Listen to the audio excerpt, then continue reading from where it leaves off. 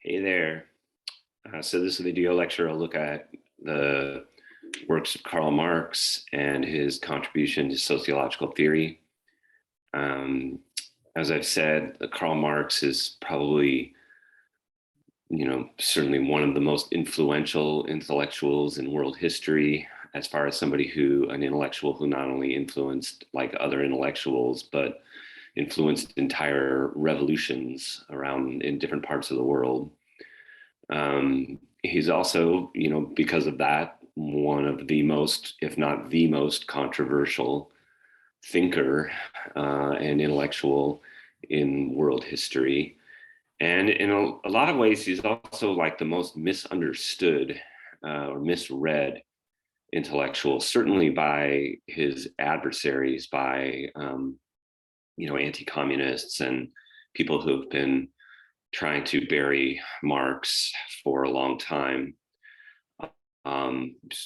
defenders of capitalism and so forth, but also he's, I think, been misunderstood by his adherents, by many people who have, including people who have carried out revolutions in his name.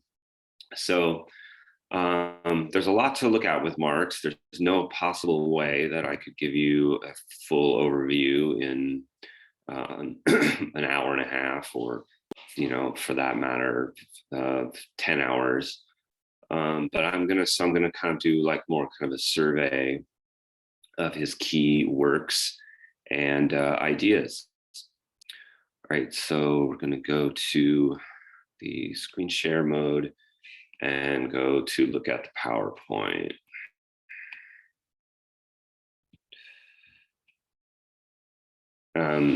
Marx is very much intellectually a product of the Enlightenment and the period that had sort of preceded him. That in Germany kind of centered around this philosopher named Hegel, George Friedrich Hegel, and Hegel had then like these sort of young disciples of his followers around the University of Berlin in the period around like the 1830s and 1840s. And Marx kind of came of age as a young man in that circle of the so-called young Hegelians, who had adopted, a lot of Hegel's ideas, and they were sort of like progressive, but Marx would eventually kind of go beyond them in the 1840s, as he entered into his like mid-20s, and developed a method of historical materialism that kind of went beyond their philosophy. It's often said that Marx's ideas kind of come out of a constellation between German philosophy, French socialism, which he will discover when he goes to France in 1843, and British political economy. Those three things. British political economy is sort of what he begins to study and criticize. Also in about 1840, beginning in 1844, and culminates in his master work, which is Capital, during the 1860s, and he continues until that critique of capitalism and political economy until his death in 1883. Although his work sort of slowed down in the 1870s. Okay. So this is, just kind of the outline of the key works that we look at with regard to Marx. His economic and philosophic manuscripts and the German ideology are that he co-wrote with Friedrich Engels. Both of these were unpublished during his lifetime, but are still very important kind of transitional works in which we see Marx developing his method of historical materialism and his critique of capitalism and the exploitation of the working class. The Communist Manifesto, also co-written with Friedrich Engels, is probably one of the most influential and well, widely read around the world, writings that has ever been written. It has been, reproduced and translated into innumerable languages around the world. So we'll be looking at that, or at least part of that. Wage Labor and Capital are basically a series of lectures that he gave to working people in 1847, and then were later published in writing. So Wage, Labor, and Capital is a really accessible work that lays out, among other things, his theory of the labor theory of value and the exploitation of the surplus value that's created by workers under capitalism. The 18th Brumaire of Louis Bonaparte, which is more of a political work in which he looks at the events in France after the Revolution of 1848. And it sort of culminates in this counter-revolutionary, reactionary, almost like fascist form of dictatorship in France, beginning in the late 1840s and into the early 1850s. And then finally, the critique of political economy, Capital, which we'll be looking at. It's very hard to summarize because it is such a massive, sprawling work that eventually encompassed at least 3 volumes and some 3,000 pages. So I will try to just kind of go over some key points from Capital, or some key insights, especially a lot of insights that they're still valuable and one might say prophetic, in the sense of a prophecy for today and for the things that we see living in a capitalist society now. So in 1844, Marx is in France as a young sort of philosopher, but is also getting exposed to like the socialist movement and the workers' movement that is taking place in Paris at that time.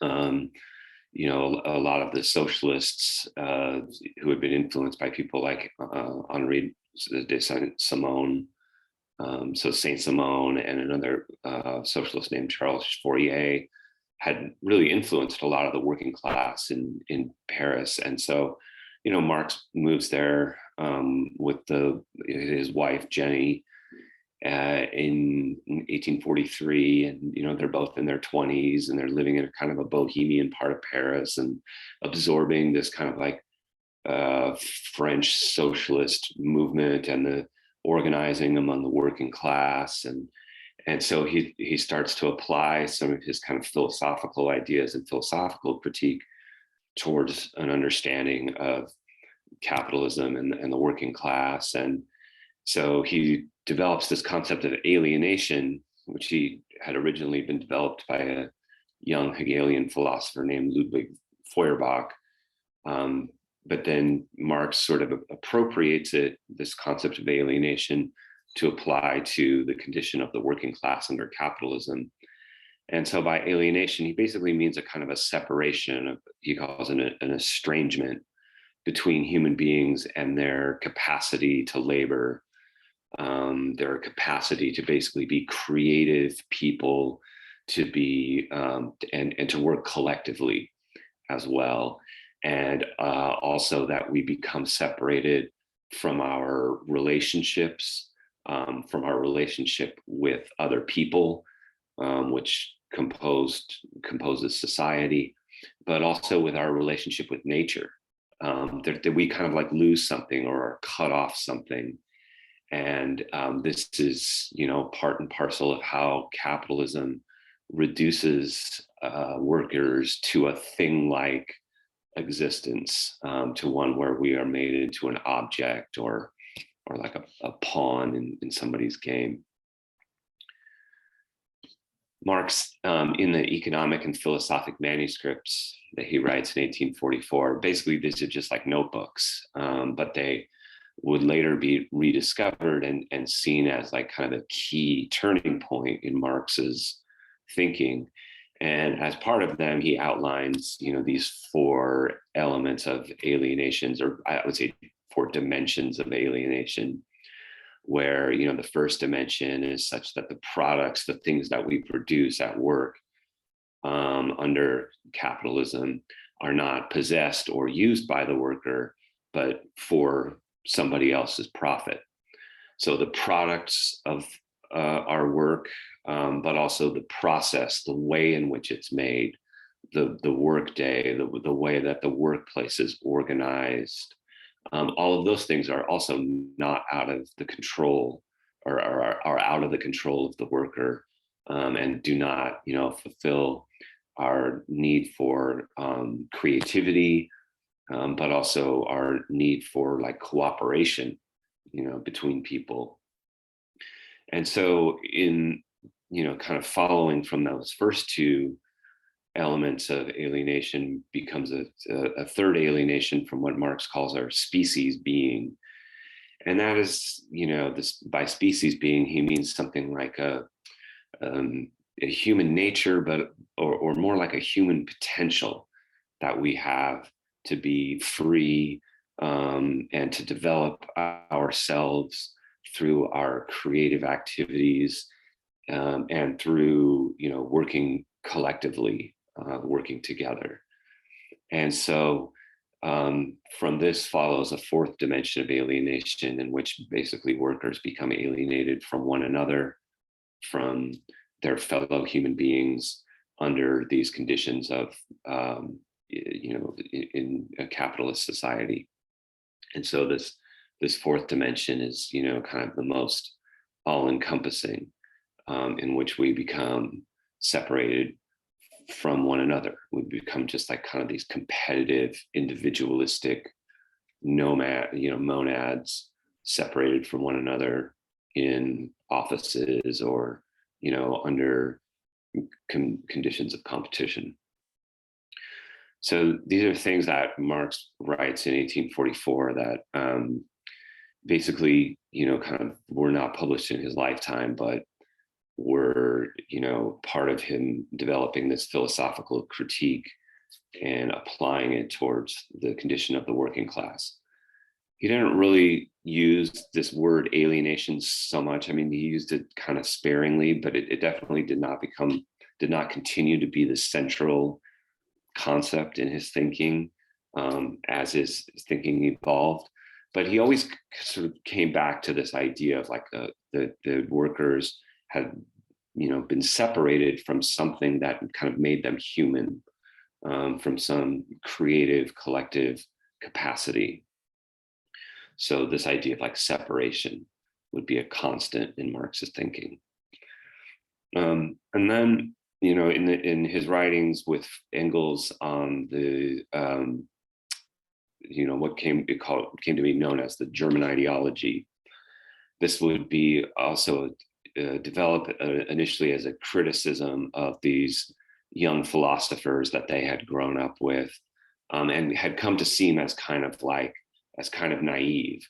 Like the young Hegelians thought of themselves as very kind of rebellious bohemian philosophers who were challenging the church and challenging the state. But Marx and Engels came to see them as sheep in wolves' clothing, like the opposite of wolves in sheep's clothing. These were people who thought that they were really dangerous, but were in fact kind of more like symptomatic of their times. And so the arguments that they developed against these philosophers were laid out in this text called the German ideology, which is basically that, the idea that ideas are shaped by social material conditions. The ideas are not just thought up by smart people, sitting under a tree somewhere. They are, they come out of a particular historical, social, material context. And that as part of that, like sort of the ruling class, by virtue of their social and material power, the ruling class has the ability to shape the ruling ideas. which we very much still see today in the media, and in sort of like the corporate dominated mainstream media. There's a lot of ways in which the ruling class still has the ability to define the ruling ideas. It also, they take on this idea that ideas by themselves do not and cannot create social change, which had been something that had been kind of an accepted assumption among the young German philosophers of their time. Philosophers basically overestimated how important their ideas were in terms of changing the world. And Marx and Engels said, no, like the world isn't changed by people like coming up with better ideas. It's by people, organizing and struggling. And so for them, they begin to look at this time as the agent of revolution and human liberation being the working class. Again, they're seeing it around them in the struggles among workers in Germany and in France and in England during the 1840s. And they're starting to see that to create a better society, and to fulfill these kinds of ideas that they have, about species being and so forth, that the working class is really the agent of liberation. So in the German ideology, they developed this method that they call historical materialism. And historical materialism, would be like kind of an alternative to the idealism of the young Hegelians. And so in developing materialism, they say basically in order to be an intellectual, it presupposes there's a more fundamental level of human existence that has to do with physical material existence, basically the need to meet our material resources for food and shelter and so forth. And in order to meet those needs, human beings have to transform nature through their labor in order to survive. And so this is what makes labor and production such a fundamental category in human history, whereas the philosophers, always privileged, intellectual or, consciousness, those kinds of factors. What Marx and Engels are saying is that the more fundamental thing that we have to look at is production and labor and these kinds of material social conditions. So in order to transform nature, in order to survive, human beings need one another. We are fundamentally social creatures.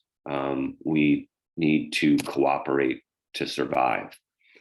We are interdependent with one another.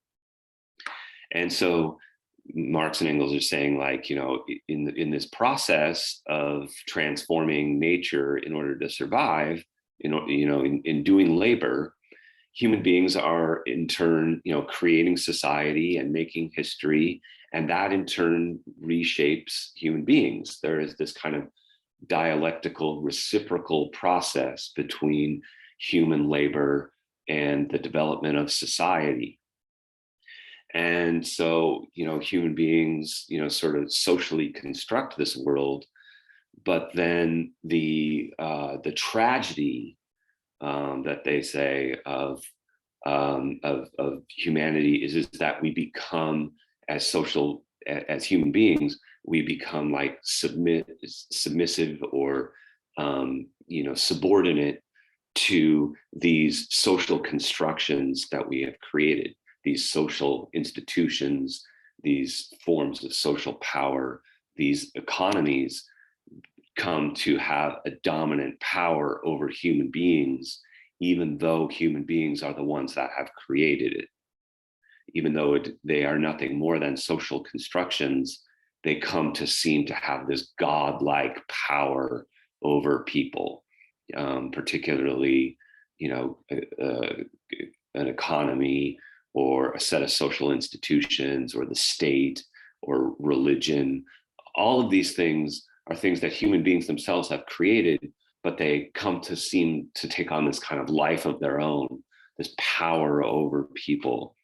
And so Marx and Engels are kind of hopeful that this is something that can be changed, that instead, that human beings can begin to make history instead of history making us. And again, they believe that the real agent, the subject of that kind of liberation is going to be the working class.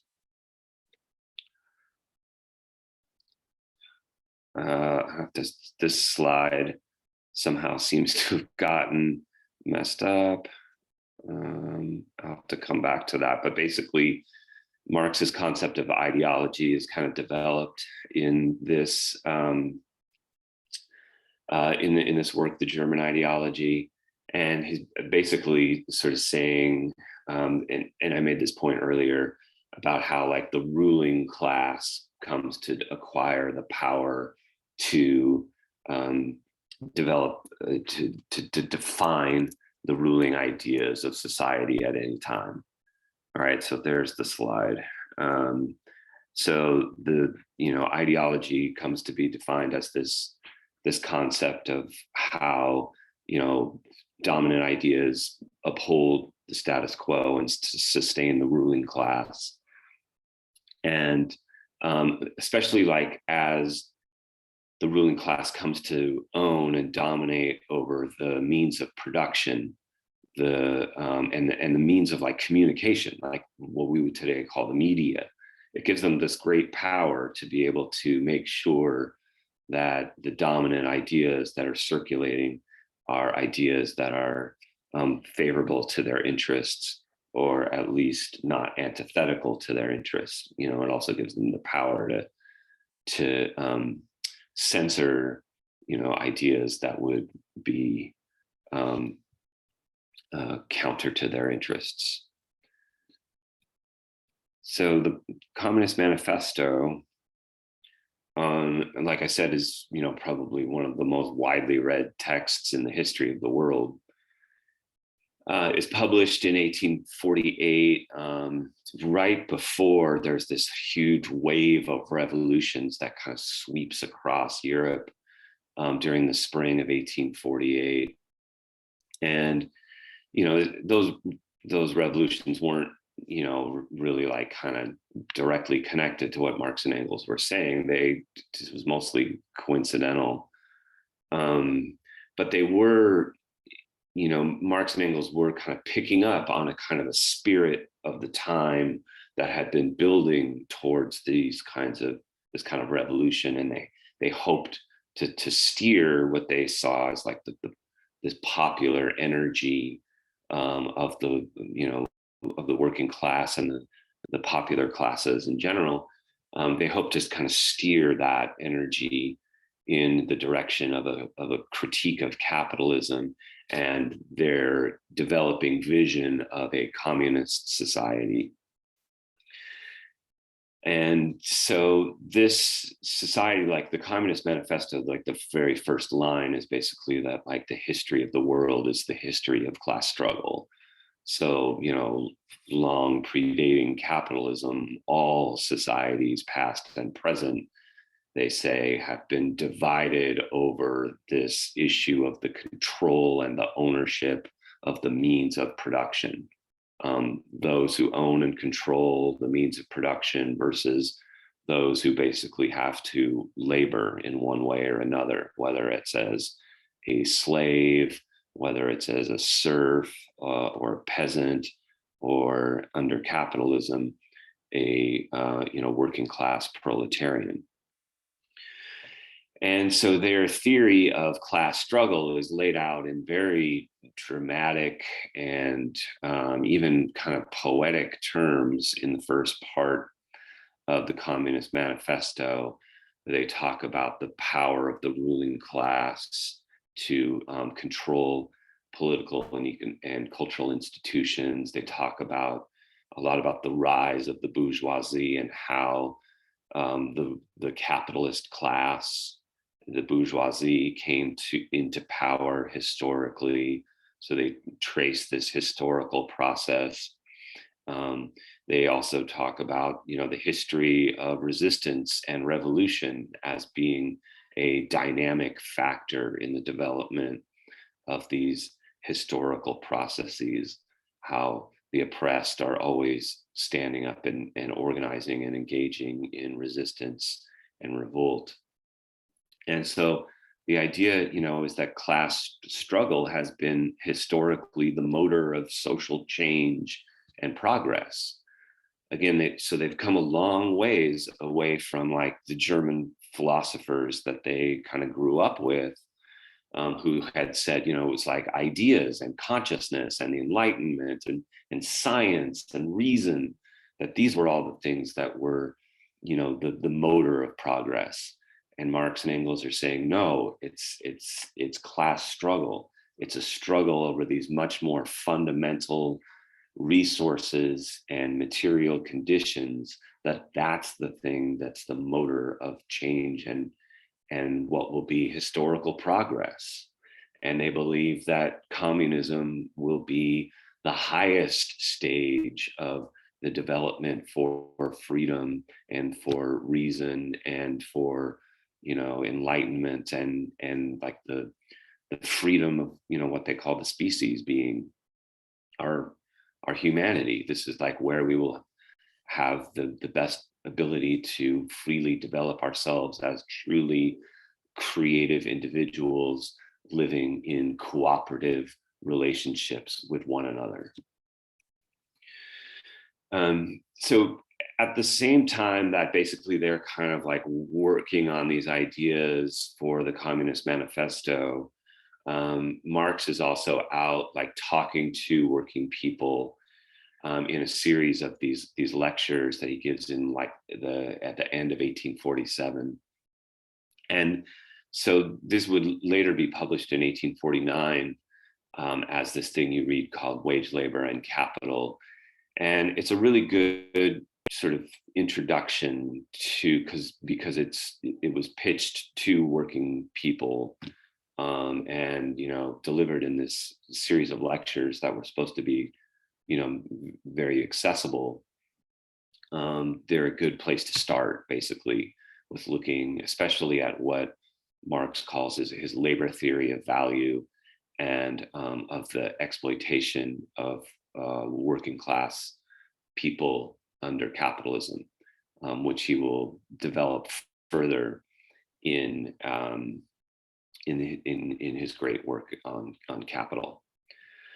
So in this one, he basically starts off by asking like, how are wages determined, and what are wages, and he basically develops this argument that wages are determined like the value of any other commodity, which is by the amount of time that is needed to produce them. And in this case, in the case of workers, it's the capacity to produce what he calls our labor power. And our labor power is basically our capacity to work. He says that, we're not being paid like necessarily for the work that we've done. We're being paid for the work that we have the capacity to do, like in the future.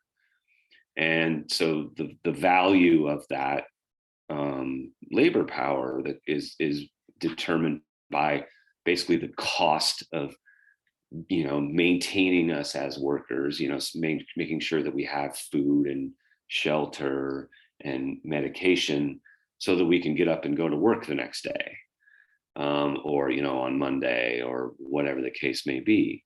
It's the cost of maintaining the worker as a worker and of developing the worker. So that means like the education of the worker, or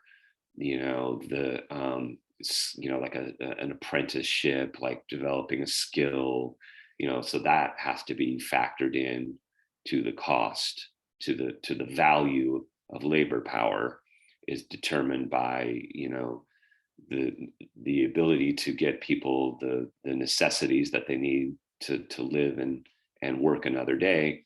But it's also determined by the amount of education and skill and training and these things that go into making workers of giving them a certain value. So the most skilled labor is going to require more time and more is going to have a greater cost towards developing that skilled labor, whereas unskilled labor by definition will have a lower value. So assuming that supply and demand are in equilibrium, Marx talks about in these lectures, the value of a worker's wage is basically going to be equivalent to the cost of keeping them alive and able to work, and the sort of like skill and training and education that went into making them into workers. Now it's under some conditions, like if the supply is if the supply of workers is greater, like if there's high unemployment, or if there's a bigger labor pool out there, then that will drive wages down. And conversely, if there's a shortage of labor, if there is low unemployment, and it's hard for businesses to recruit labor, then wages will go up. But all things being equal, the value of a worker's wage is going to be the cost of keeping them alive and able to work. However, and this is an idea that will be crucial for capital, Marxist capital, the workers are unique in the sense that human workers are unique in the sense that they produce what he calls surplus value. That we basically create more value than the value of what is needed to keep us alive. So, the capitalist is, all things being equal, just kind of paying workers, like a kind of a wage that's just kind of basic for them to be able to fulfill the necessities in their life. But workers are creating much more value than that at work. And this is what he calls surplus value. And this surplus value is basically like, what is the source of profits and of capital? This is what allows capital to accumulate, is because capitalists are appropriating this surplus value from workers, taking basically in this kind of, almost like a parasite or a vampire, kind of sucking the blood out of the working class, and then growing and accumulating and becoming, wealthier and more powerful through this relationship of exploitation.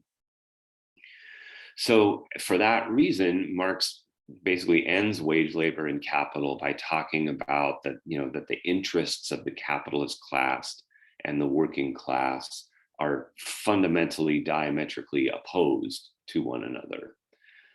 They are locked in this kind of dialectical relationship we might think of as like a unity of opposites, where the capitalist class and the working class are intrinsically related to one another. They are bonded to one another, but in a relationship that is inherently antagonistic.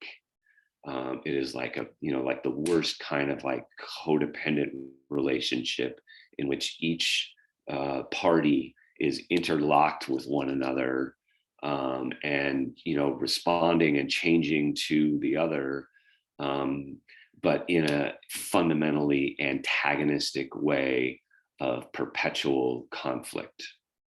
And so this is why Marx basically says that class struggle is going to be inevitable under conditions of capitalism.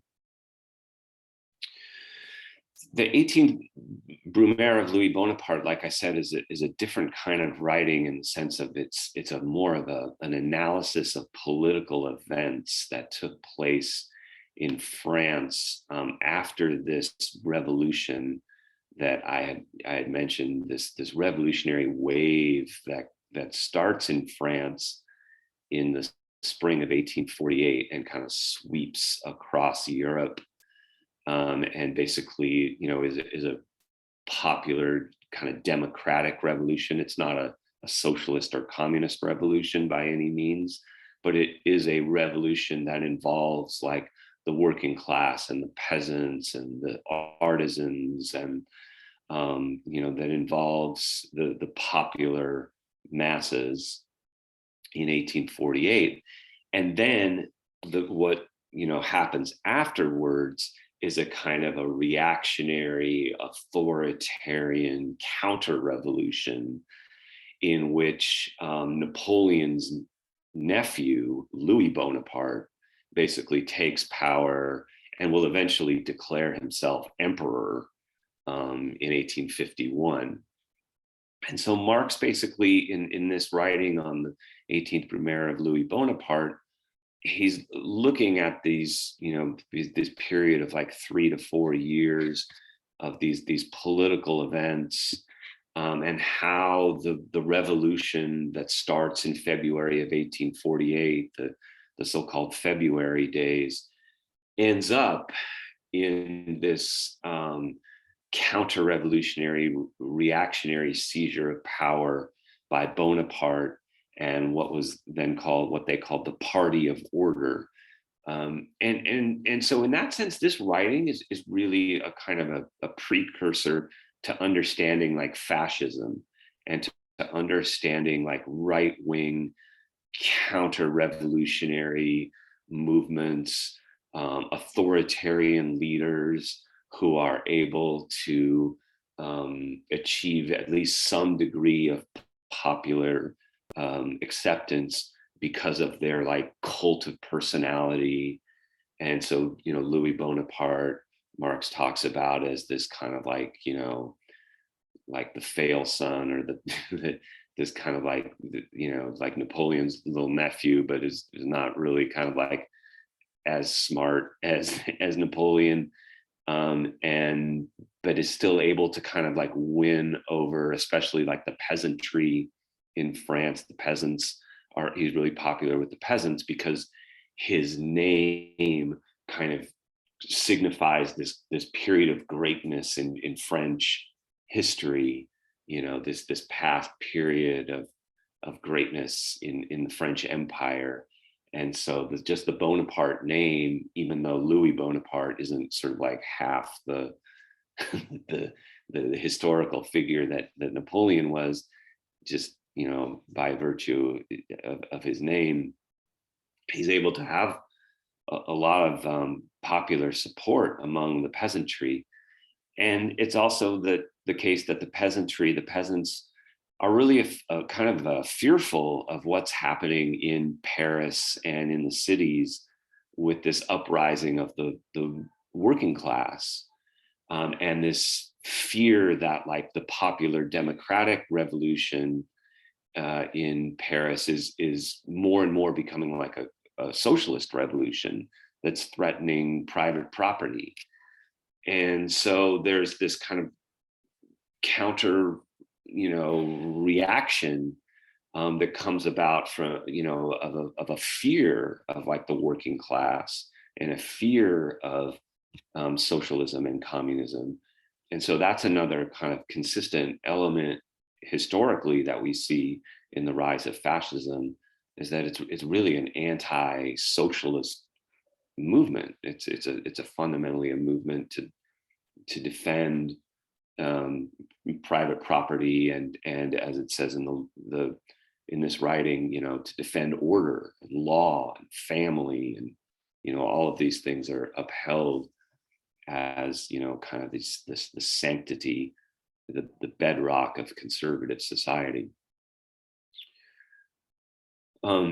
So in the 1850s, like Marx moves to London in 1849. It's a whole long story, but he basically had been in exile and moving around. He'd been kicked out of France in 1845. He'd lived in Brussels, and that was where he wrote the Communist Manifesto. And then he kind of gets kicked out of there in 1848 when the revolutions happen, and he basically ends up in London in 1849. London is basically the only place he can go. And he stays there the rest of his life. And in the 1850s, he begins to really throw himself into the study of political economy, of economics, what we would call today economics and what was then called political economy. And to develop like a critical understanding, whereas like, he was looking like at a lot of mainstream economics and trying to understand the dynamics of capitalism, but doing so in a critical kind of fashion. And the end result of this, the kind of the masterpiece that develops out of this work, is Das Kapital, is capital, a critique of political economy. Marx only published one volume of this in his lifetime, in 1867. The other two volumes, volume 2 and volume 3, would be he worked on throughout the 1870s, but did not finish. And basically, Friedrich Engels put them together, edited them, and turned them into the books that we have now, volume 2 and volume 3, which look at sort of like the circulation of capital, and then sort of develop a synthesis between production and circulation in the later volumes. Volume 1 is all about the question of production, how capitalist production works, and how it works through the exploitation of the working class. So Marx's critique of capitalism, really develops here and continues on from some of the labor theory of value that I discussed with respect to wage, labor, and capital. It involves the production of commodities for what he is calling exchange value and profit, rather than human need or use value. Everything is just the economy centers on this question of exchange value, like producing things for, in order to be sold, rather than, producing things, for human need. And we see that, for example, in San Francisco, the way that housing is treated as something that is produced for profit rather than to meet human need, as just one of innumerable examples of the production of commodities that Marx talks about at the beginning of Das Kapital. And then, goes on to develop this kind of labor theory of value, where the source of profit is the exploitation of labor. That, there's this surplus value where the value of work is greater than the value of the wage that is paid to the worker. But in the first chapter of Capital, Marx develops an idea that he calls commodity fetishism, that basically explains how, like, we don't really see those conditions of exploitation under capitalism. It's not like in slavery, where the exploitation is really direct and really brutal and really, like, just very visible. Under capitalism, this process of exploitation is kind of concealed, is not immediately visible. And so all kinds of things, he says, kind of get turned upside down, and we are not able to immediately perceive this process of exploitation in the way that we might do under previous modes of production, like slavery. Under capital, basically, he says, Marx develops what he calls a general formula of capital, and he kind of distinguishes between, he talks about capitalism as basically like a cycle, as a process in which, like, there's this continuing, like, exchange going on. And for the capitalist, it's basically how they take money and then they use that money to purchase commodities, either commodities in the form of, like, workers, or commodities in the form of, like, machinery or buildings, and then they use those commodities to create more money And so this basically this cycle of purchasing machinery or raw materials or natural resources, but labor, human labor, is the one thing that creates more value than the value that goes into purchasing it. It's it's the one factor that creates surplus value, and so then therefore allows capitalists to turn some money into more money. It's the thing that generates their wealth, that their profits. So this increase from M to M prime is profit, and the C that creates it is labor. Um, you can have all the raw materials and the machinery and the factories and the buildings. You can have all that stuff, but if you don't have workers utilizing them, if all your workers go out on strike or leave their jobs and stop working, then you as a capitalist don't make profit. All of this is contingent on human labor that can work the technology and the raw materials and all the other things, all the other commodities that the capitalist purchases. The human labor is the one thing that can turn money into more money. Whereas the working class is stuck in a kind of a different cycle he refers to as CMC. So basically that it's a kind of an inverse path in which the working class is like on this treadmill in which we kind of never get ahead, and we're always just kind of struggling to survive and just kind of struggling to keep up, this kind of hamster wheel that the capitalists have got us on, where we enter into an exchange, and the one commodity that we have, that's of value on the market is our ability, our capacity to work, our labor power. And so we sell that onto the market, and hopefully we sell it. If we don't sell it, we're unemployed, and then, we're shit out of luck, and that's a whole different story. But in the best case scenario for the worker is able to sell their labor power on the market, and then that is exchanged for money in the form of wages, and then the worker then takes that money, those wages, and spends it on the commodities that they need in order to survive. So their food, shelter, medication, and so forth.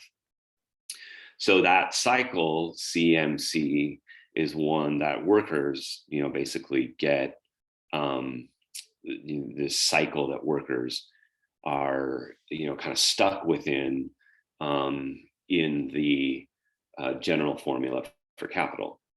And again, that's almost like the best case scenario, is that you're able to make enough money to survive and keep going. And there's all kinds of ways in which that cycle obviously can be disrupted within the lives of individuals. But basically saying all the wealth that is accumulated through labor and surplus labor, it basically is funneled up to capital. And so the working class, kind of stays the same while capital accumulates more and more profit and more wealth. So this is, he says, in Capitals, he's basically saying that this competitive process kind of takes on a life of its own, where capitalists are competing with one another to maximize their profits.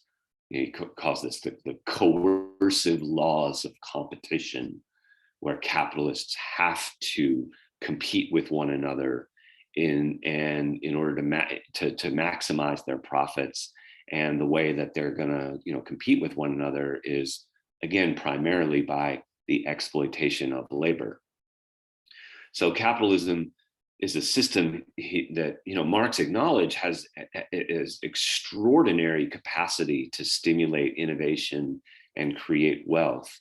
The first part of the Communist Manifesto is especially effusive about this, about like how the capitalist class has created more, in a short period of time than, all of these previous ruling classes have that came before. It's a tremendously dynamic and innovative and wealth creating, mode of production. And yet it's also deeply crisis prone and unstable and founded on the exploitation of workers. And so he's basically has like this kind of dialectical vision where he says, like capitalism creates these gross inequalities, but it also creates, kind of unwittingly or unconsciously, it also creates these conditions for human freedom because it's so innovative, because it's so productive, because it produces so much wealth. It creates the possibility for human beings actually to, under different kinds of conditions and different social relationships, for human beings to actually live a free, abundant life. They can't do it under capitalism, but they could do it under some kind of post-capitalist society that built upon the innovation and the wealth creation and the sort of technological foundations of a capitalist society. So under capitalism, the benefits of this wealth are really limited to a small ruling class, and workers are struggling in this CMC kind of lifestyle, and capital has to be overthrown for people to be to really prosper and be free. So capital has this kind of like, Marx says, like almost like this compulsion, this drive to accumulate, and it's like it's unlimited. Like there's no such thing as like too much wealth or too much money. We certainly see that today with these billionaires with hundreds of billions of dollars, and they just keep going. So it's an unlimited quest for maximum profits that is the basis of the economic operations of capital. It is a system that seeks to overcome and destroy any limit that might come in its path. So there's these profits depend on the exploitation of workers. But again, there are this kind of like coercive laws of competition in which capitalists are also competing with each other. And that drives this cycle of accumulation, this cycle of innovation. It's the thing that really propels capitalism to become this really dynamic, but also really destructive system. So this is one of the things Marx says in Capital. He says, accumulate. That is Moses and the prophets.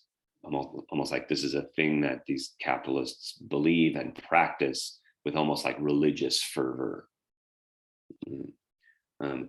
Interestingly, that that comparison between capital and capitalists and religion will come into play with Max Weber when we look at the Protestant ethic and the spirit of capitalism, but that's down the road. So the capitalists' unquenchable thirst for surplus value extractions is something Marx frequently compares to a vampire. The capitalists are like vampires, constantly looking for, thirsting for surplus value that they squeeze out of their workers. And in talking about different kinds of surplus value, Marx makes this distinction between like absolute and relative surplus value, like as far as different ways that how capitalists can extract more surplus value from their workers. And And so one way, the absolute way is basically to make them work longer hours, or to make them work more intensively when they're at work, to make people work faster, to cut into their breaks, but especially like the length of the working day. And so a lot of capital in the middle parts of the chapters are all about like this epic struggle over the length of the working day that was really raging in Marx's time. And just this struggle, to limit the number of working hours to like a 10-hour day. And then in the 1860s, there had been the beginning of a movement for an 8-hour working day, that really started in the United States after the Civil War in 1866 and 1867. But the other way that they can squeeze more surplus value out of the workers is through what he calls relative surplus value. And that occurs by basically increasing the productivity of labor in the wage goods sector, that basically makes the commodities that workers need to live to become cheaper to produce. So this is basically like technological innovations that make the cost of producing commodities, especially necessities like food, shelter, but also like our cars and our computers and the things that we need to that in a modern life that that we need to survive. All of those things that Marx recognized are always recognized that needs are not like just natural biological needs for like food and shelter, but also like historical needs that needs kind of accumulate over time. And so I think he definitely would say like, to be a person in 2022, you really need like probably a phone, a computer, and a car, in a way that like a worker in the 1860s, had never even heard of any of those things. So as those things become cheaper, because of technological innovations that, make it able to produce them faster, to produce them with less labor and to produce them with less like labor time, they become cheaper. And that's another way in which like now the value of labor power decreases because it costs less time, and it costs less to produce the worker and to keep them functioning. And so therefore the capitalist class can extract a higher amount of relative surplus value because the amount of the basic value of labor power has declined. And so that happens when there's this increase of productivity in the wage goods sector, in the things that human beings are buying with their wages in order to survive and reproduce themselves. And so that can happen, like say I would say in the period after World War II, there is this tremendous increase in the productivity in the wage goods sector, such that it became possible for capitalists to pay higher wages to their workers, and their profits could increase at the same time. So it's not always the case that like, that wages are always going down or being held lower or are stagnating. Marx does allow for this possibility that wages can increase by way of an increase in the relative surplus value by these technological innovations in the productivity of labor. And so it does become possible at certain kinds of historical moments. Now, I think we're living through a period, conversely, that where things are going in the opposite, kind of direction when we talk about like inflation. And there we're talking about, the costs of food and other things increasing, and also, with other essential needs like housing and healthcare. We also see the rising costs are really squeezing into the standard of living of working people. So these are the sort of like the dynamics that Marx had talked about with regard to relative surplus value. So in part of the competition that capitalists have with one another, it's going to drive them towards constant technological revolutions, because that's how, with technological innovation, that's how one capitalist can kind of get ahead of another. And capitalists have to kind of like are in this race to kind of keep up, to innovate in investing in new technologies. So again, that's the thing that makes capitalism this really dynamic, innovative system, is because of the drive towards constant technological innovation.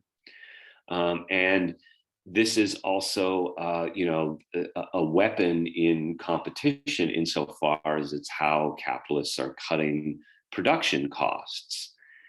And the trend in capitalist accumulation becomes towards more and more sophisticated machinery that is replacing human labor, that is replacing, human beings. So you have, increasingly automated workplaces, and you also have an increasingly automated society as a result of that.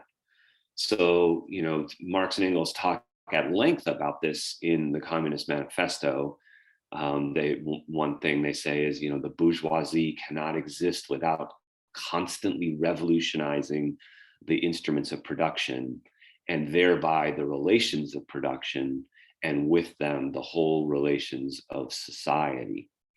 So it's that idea of like a constant revolutionizing of, the instruments of production, of technology, of communications, of media, of information, of machinery, and thereby changing all the relations of society along with them. With these technological innovations, it kind of overturns and realigns the whole relationships among people in society. This is why at another point in the Communist Manifesto, Marx will say, all that is solid melts into air, all that is holy is profaned. Like it's just a society of constant dynamic change in which nothing is solid. The only constant is change itself. So over time, with these technological innovations, Marx says that the tendency will be for the organic composition of capital to increase. He distinguishes between these two kinds of capital in Capital Volume 1, between variable capital and constant capital. And variable capital is basically the amount that capitalists spend on hiring human beings, hiring productive workers, and constant capital is what capitalists spend on, investing in buildings and machinery and factories and raw materials and energy. So he talks about the organic composition of capital as being like a ratio of the relationship between variable capital and constant capital.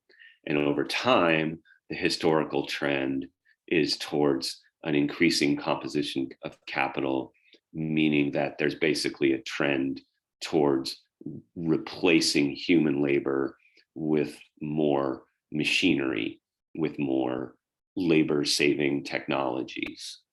And certainly in our time, the use of computers, for all kinds of things that used to be done by human beings.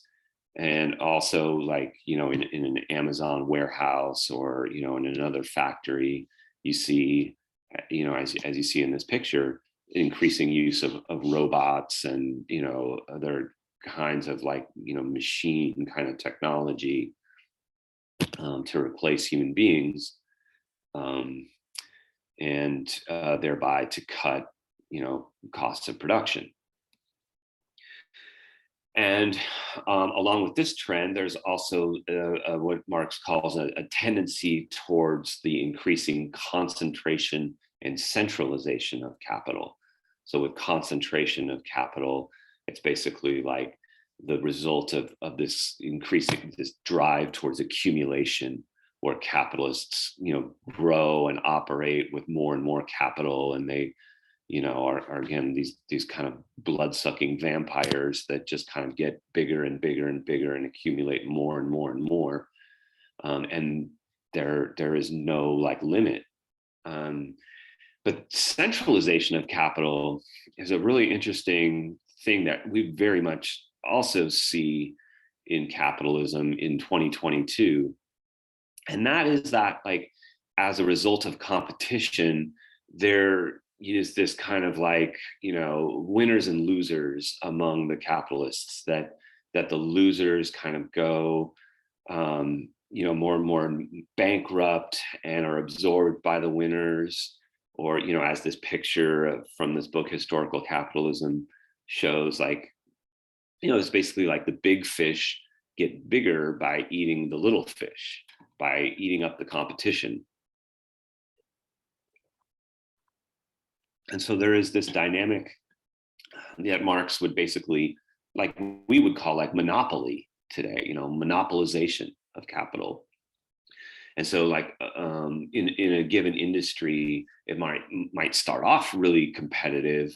You have all of these different, lemonade stands, let's say, of kids selling lemonade, and then increasingly it becomes more and more that the street is dominated by, like, 3 or 2 or 1 lemonade stand, and, like, the lemonade stand, like, they also they go and they buy the lemon tree, where all the lemons are being produced, like, so they come to monopolize the resources. And then now everybody on the street has to work at that 1 lemonade stand, so they have, like, this kind of competitive advantage and this power over labor. So the small and medium capitalists kind of disappear, and you see this with all kinds of industries. No matter, like, what they're selling, there's this tendency towards monopoly, right? Like, where people who were the smaller businesses kind of fall away, and they lose out in the competition, and then they have to join the ranks of the working class. And so again, Marx is portraying a society that's becoming more and more polarized, more and more split between, what we might say today, like the 1% and the 99%, where you have this smaller, this elite but very powerful capitalist class that is becoming more and more centralized and dominated by these monopolies. And then you have the growing ranks of the proletariat, and everybody who was in between, small business people and artisans and crafts people, they basically are pushed out and pushed into a position where the only way that they have to survive is by selling their labor power, by selling their capacity to work. So Marx believes that basically, like, over time, the rate of profit will sort of decline, that there's a tendency. This is one of the things that Marx calls, like, the contradictions of capitalism. The capitalism has, is tremendously dynamic and innovative, but also kind of self-destructive. It also has these built-in inherent contradictions. And one of them is that it's, increasingly investing in these technologies and these machineries and replacing human beings and human labor. But human labor, as we saw in the earlier slides, is also like where their bread is buttered. Like they need human workers in order to extract surplus value. But in the process of competing with other capitalists, they're investing in these new technologies and they're investing in new machinery, and they're employing fewer and fewer people relative to, the amount of machinery that they're investing in. So the rate of profit begins to, over the long term, decline. And there is some evidence of this, that profit rates over history have kind of, they've ebbed and flowed, they've gone up and gone down. It's a very unstable, crisis prone system. It's a very volatile system, but the long-term tendency, people would say, has been towards, kind of declining profit. And so this is one of the things that leads capitalism to be, as Marx says, a crisis-prone system. That one of the things we see throughout the history of capitalism are this kind of cyclical processes in which there's a recession or a depression at a particular point in the cycle. And it's happened throughout the history of capitalism. It was already happening in Marx's time. It has certainly happened in our own time with, the recession of 2008, 2009, starting maybe in 2007, that recession being the most serious point in the cycle that we've had in our lifetimes. We can, certainly go back and look, to say like the Great Depression of the 1930s and other moments, other Great Depressions that came before that Great Depression. So one of the things that is really constant about capitalism, maybe one of the only things, is that it always ends up in a crisis. It always ends up, that there's always going to be some kind of breakdown or a kind of critical moment of like a turning point, a pivotal crisis in the system. And so class struggle becomes this kind of inevitable thing. It's also one of like the only historical constants about capitalism is that wherever you've had capitalism, you've had workers organizing and pushing back, and you've had class struggles over the length of the working day, over the amount of wages, over security and benefits, and over this this factor of the cost of producing labor power. The cost of producing labor power is not paid not only in wages, but in health insurance and retirement and those kinds of things. And those are all things that are kind of negotiated through struggle, through class struggle. In Marx's lifetime, as I said previously, there was this huge movement to among working class people to reduce the length of the working day down to 10 hours. There had been in Marx's lifetime like legislation that had reduced the length of the working day from 12 hours to 10 hours. And then, as I said, in the United States, American workers really led the fight for the 8-hour workday beginning in 1866, 1867, the same period of time where Marx was writing Capital. American workers are out in the streets advocating for an 8-hour workday. And their slogan was, 8 hours for work, 8 hours for rest, and 8 hours for what we will. There's also, a movement to limit child labor and, to certainly for like healthier, more safe working environments, not only for shorter work days and higher wages, but also, for less dangerous workplaces. So all of these are parts of, you know, the history of capitalism that have been relatively constant, and like in different, like, and like all over the world, you know, wherever you see capital, you also have class struggle. So there is this tendency towards an increasing social polarization. Like I said, that, you know, we might think of it in a way that people in Occupy Wall Street talked about the division between the 1% and the 99%. But it's basically that, you know, like the size of the proletariat continues to increase. And, you know, there is this centralization of capital. So the big fish gets bigger and bigger and bigger. But then, as this, you know, slide, I think that was made from Occupy Times, shows, like if the little fish get organized, and if the little fish, you know, are able to unify, then they can, you know, take over the one big fish.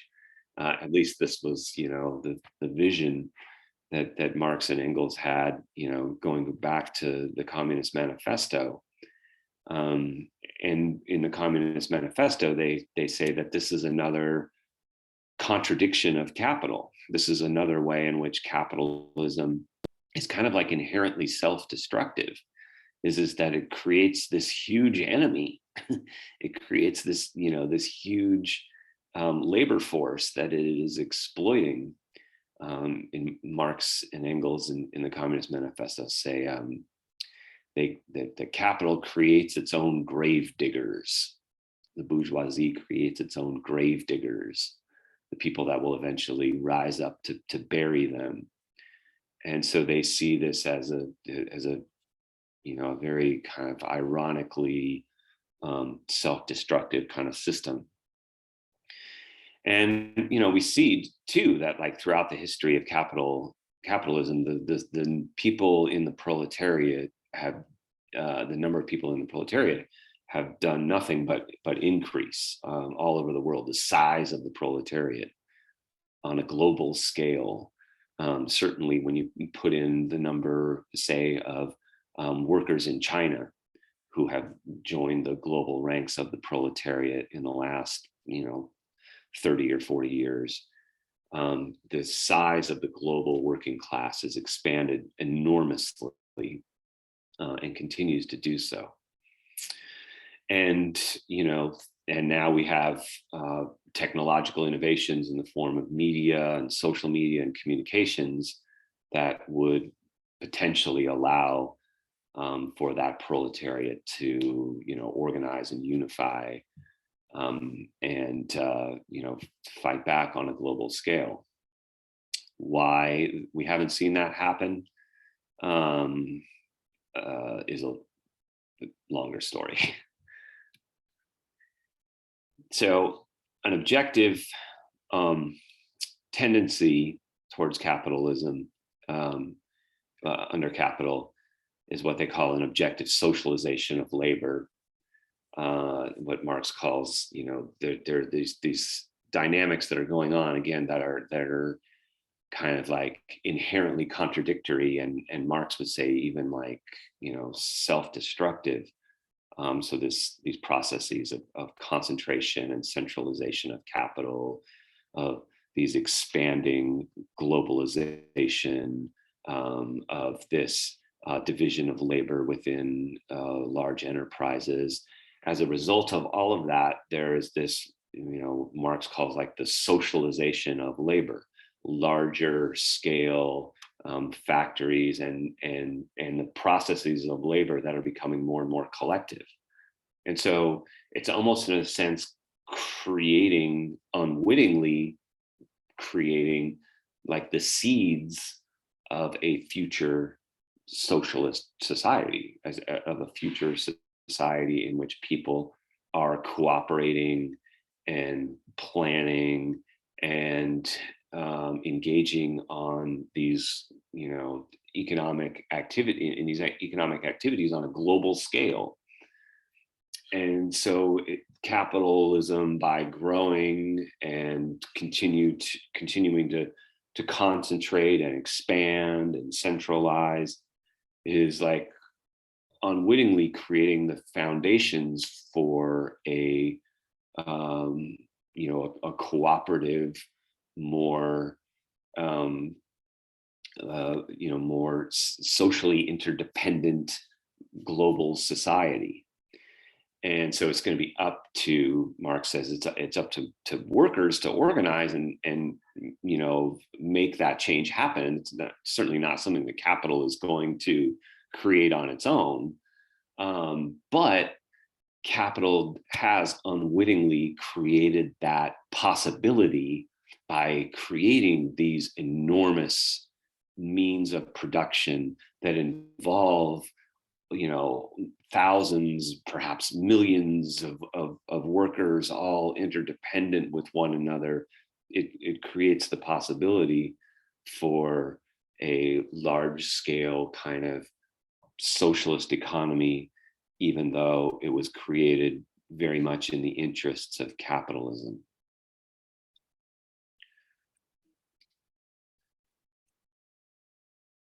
So Marx believes that basically it's going to be up for workers to create that, and he thinks that there will be opportunities for workers to do that, because capitalism is this inherently crisis-prone system in which there is so much volatility, so much waste, so much what he called overproduction, these periodic crises of overproduction, he says, were unavoidable, inevitable under capitalism. And so as a result, capitalism was this kind of like this roller coaster in which there were going to be these boom and bust cycles like we see today.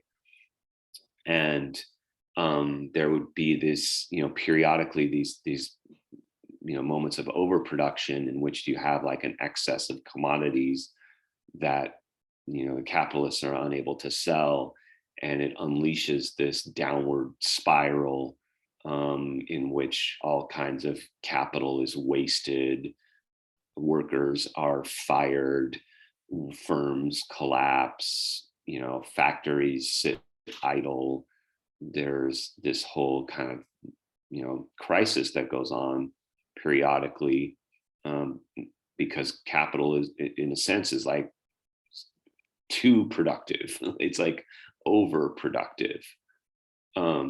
Now, this does create these moments of possibility, in a possibility of like a revolutionary overthrow of capitalism in this moments of crises.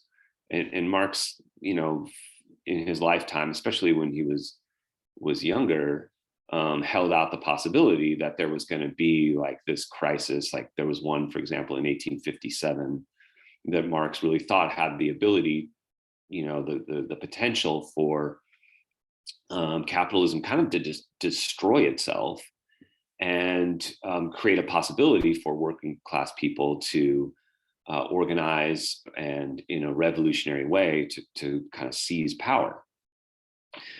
As he got older, though, and continued to study capitalism into the 1860s and 1870s, and as more of these kind of like boom and bust cycles went on, Marx could see that capital could also like profit from crisis, though. That crisis wasn't only like destructive for capital, but could actually be something that they could use to their advantage.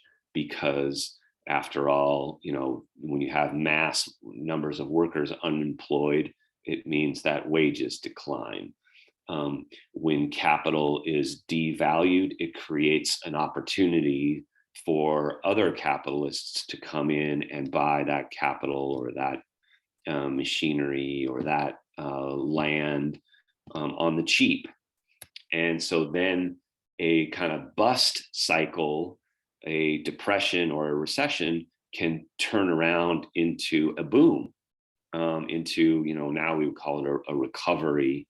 And so capitalism just kind of continues to be this kind of like roller coaster that, it doesn't necessarily, it's always prone to crisis, but the crisis doesn't necessarily destroy capital.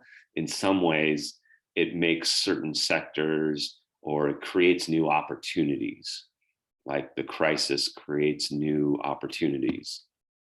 In the book called The Shock Doctrine by Naomi Klein, goes into more detail about how this happened, in a period starting in like the 1970s, where moments of crisis, moments of bust, whether they were natural disasters or, um, political coups or, um, economic collapses, all of those are crises that provide moments of opportunity that have actually benefited capitalists.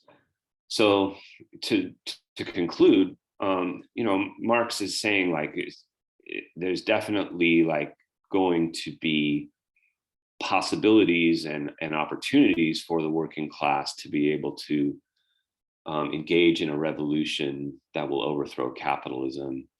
But he becomes increasingly skeptical about the idea that capitalism is just going to implode from its own contradictions, that it really is necessary for workers to make this revolution, and not just kind of wait for capitalism to destroy itself. All right, so I think that's the point that we will kind of end up on, and there will be more to say in future classes. I'm going to stop the share and stop the thing. Okay, thank you.